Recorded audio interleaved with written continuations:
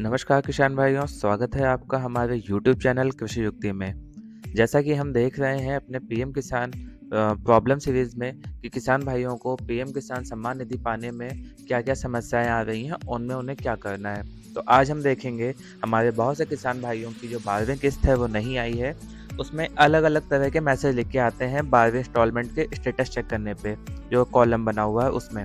लिख के आता है वेटिंग फॉर अप्रूव और आरएफटी साइंड, पेमेंट प्रोसेस्ड या लिख के आता है transaction failed, contact your bank for proceeding NPCI for DBT या एटसेट्रा। ऐसे बहुत सारे मैसेज लिख के आते हैं। इसका आइए हम देखेंगे डिटेल में मतलब क्या होता है, इसका क्या अर्थ है और ये कहाँ से सही होगा। किसान भाई को कुछ करना है या वो अपने आप स्वतः सही हो सकता है। तो, तो किसान भाइयों, जैसा कि हमारे पास एक ये स्टेटस है, इसमें हम ये देख सकते हैं कि इस किसान भाई का जो स्टेटस खुल के बेनिफिशियरी स्टेटस खुल के आया है, तो ऐसे किसान भाई का स्टेटस हम देख रहे हैं। इसमें लिख के आता है waiting for approval by state. तो ऐसे मैसेज का मतलब ये है कि ऐसे किसान भाई की जो पेमेंट है, इंस्टॉलमेंट है, वो अभी स्टेट यानी कि राज्य स्तर पे भारत सरकार के पास वो पेंडिंग पड़ी हुई है, उस पे काम चल रहा है। और इसके बाद नेक्स्ट मैसेज क्या हमें किसान का लिख के आएगा, उसकी अगर पेमेंट आगे आने वाली होगी तो उसमें अलग मैसेज लिख के क्या आएगा स्टेटस में, आइए वो हम देखते हैं। तो किसान भाइयों, waiting for approval by state लिख के मैसेज आने के बाद में अगर हमारा नेक्स्ट स्टेप का हम देखेंगे क्या मैसेज लिख के आता है, जो कि हफ्ते 2 हफ्ते में चेंज होता रहता है स्टेटस। तो वो ऐसे लिख के आएगा कि RFT signed by state for 12th instalment, यानी कि जो हमारा आरएफटी होता है ट्रांजैक्शन होने में बैंक से एक प्रोसेस है। आरएफटी वो होने के बाद लिख के आता है कि 12वीं किस्त या आपकी जो भी किस्त आने वाली है वो प्रोसेस में है, यानी कि आपका पैसा आने वाला है, उस पे काम चल रहा है। तो किसान भाइयों, इस मैसेज के बाद हम देखते हैं अगला मैसेज हमारा जो किस्त आती है उसमें क्या लिख के आता है। किसान भाइयों, जैसा कि हम स्टेप बाय स्टेप देख रहे हैं कि हमारे जो स्टेटस में मैसेज अगर जो लिख के आता है वो चेंज हो रहा है, इसका मतलब ये है कि हमारे इंस्टॉलमेंट में काम चल रहा है। कोई दिक्कत थी, कुछ समस्या आ जाने के कारणवश आपकी पेमेंट एक साथ उस बार आपके खाते में नहीं डाली गई, लेकिन हम ये देख रहे हैं कि जैसे-जैसे जिस स्तर पे आपका जो बेनिफिशियरी जो आपकी बनी है, आपका रजिस्ट्रेशन नंबर है, उसमें आपका सुधार होता जा रहा है और आपकी जो पेमेंट है वो स्टेप बाय स्टेप आगे बढ़ रही है। तो अब हम देखेंगे आरएफटी साइंड होने के बाद में पेमेंट प्रोसेस लिख के आ जाता है। पेमेंट प्रोसेस लिख के आने का क्या तात्पर्य है कि आपकी जो पेमेंट है, ये राज्य से, आप जिस भी राज्य में हैं वहाँ से ये साइंड होकर के आगे जा चुकी है। अब ये भारत सरकार के पास जो डीबीटी का विभाग है एनपीसीआई से, वो आपका होने को है। यानी कि अगर आपका बैंक डिटेल सही होगा तो आपके खाते में तुरंत आपका पैसा आ जाएगा। कि हमारे किसान की 11वीं किस्त आई हुई थी, लेकिन 12वीं किस्त जो हमारा पेमेंट प्रोसेस्ड होने के बाद, यानी पेमेंट होने के लिए प्रोसेसिंग में चला गया।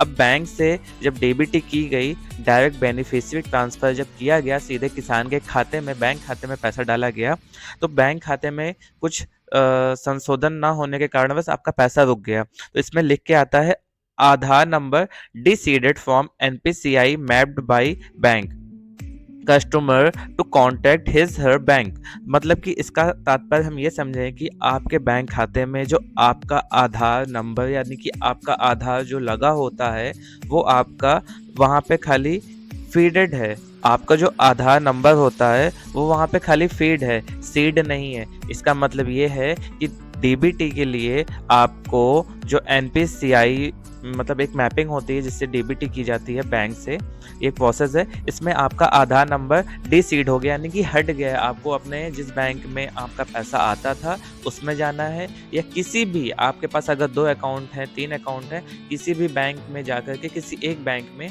आप अपना आधार जो है वो सीड करा दीजिए।